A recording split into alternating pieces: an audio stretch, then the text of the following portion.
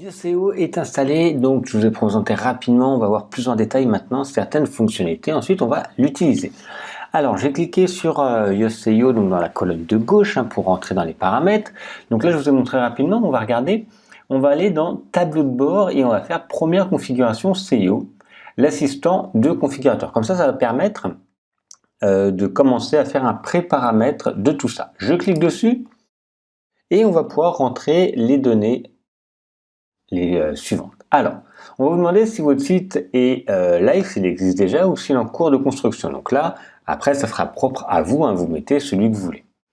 Donc, moi, je vais mettre à suivante. Ensuite, on va vous demander si votre site, donc moi j'ai pris comme site c'est formationgraphique.com, si c'est un blog, une boutique, une chaîne d'information, une petite entreprise hors ligne, une entreprise, un portfolio ou quelque chose d'autre. Donc moi c'est plutôt finalement une boutique en ligne. Je fais suivant. Donc ici, est-ce que c'est une personne ou une organisation? Donc, vous pouvez mettre la personne, et donc là ça va reprendre en fait par rapport à votre nom que vous avez mis sur WordPress quand vous avez configuré WordPress, ou une organisation, et vous pouvez comme ça mettre les noms. Allez. Formation graphique.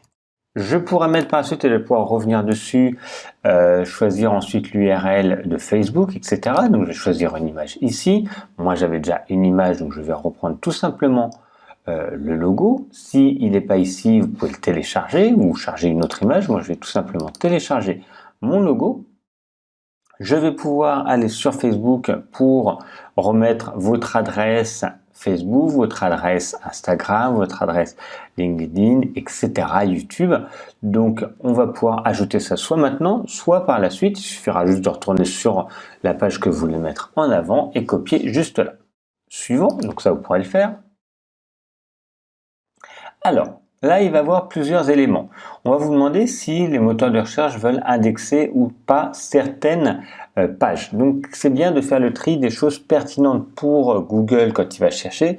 Si c'est quelque chose qui est une page qui n'est pas forcément convenable pour le référencement, c'est pas intéressant à mettre. Donc, faut bien voir. Moi, j'ai d'autres sur ce site. J'ai certains éléments que vous n'aurez pas, par exemple les cours, les leçons, etc. Parce que moi, c'est propre à une extension que j'ai rajoutée. Alors, le moteur de recherche devra afficher les articles. Oui, donc ça c'est bien. Les pages également. Devra afficher mes modèles. Donc ça c'est propre à votre site. Vous pouvez créer des modèles pour avoir des structures. Donc non, c'est pas intéressant. Le moteur de recherche devrait afficher les produits. Donc moi je ne veux pas. Je voudrais qu'il affiche les cours, les différentes cours, les leçons également, les quiz, je ne veux pas. Ça, les sales segments, je ne veux pas. Et les pop-up, je ne veux pas non plus. Donc vous n'aurez pas forcément la même chose suivant votre site. Si vous avez des plugins qui vont être propres à votre site internet, à votre thème, vous aurez peut-être d'autres réponses. Donc lisez bien à quoi ça correspond et ne choisissez que les éléments les plus pertinents, donc les pages, les articles, ok? Et après d'autres qui vous semblent plus pertinents. Après, l'interface sera un peu différente. Alors, le site aura ou plusieurs auteurs, donc non, sur moi c'est moi qui le fais. Vous, si c'est plus un blog participatif, vous pouvez mettre oui. Moi, je ne vais pas mettre parce que je ne le veux pas. Ça, donc, c'est les réglages du titre. Vous savez, quand on regarde, vous pouvez avoir le nom du titre, un tiret avec, on va dire, une suite. Vous pouvez choisir un type de séparateur ici et le nom de votre site. Donc, formation, je vais rester ici, formation graphique, vidéo. Voilà. Et je voudrais que les séparateurs, on vous verra ça après, on pourra également changer par la suite. Moi, je voudrais ici une barre. Ça pourrait être un point, ça peut être un tiret, ça peut être des guillemets, comme vous voulez. Suivant. Et là, c'est quasiment fini.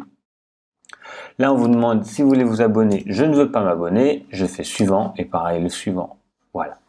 Vous avez réussi et vous pouvez fermer. Donc ça, c'est la première partie pour l'assistant d'installation. Donc faites-le de votre côté et on va passer à la suite dans la prochaine vidéo.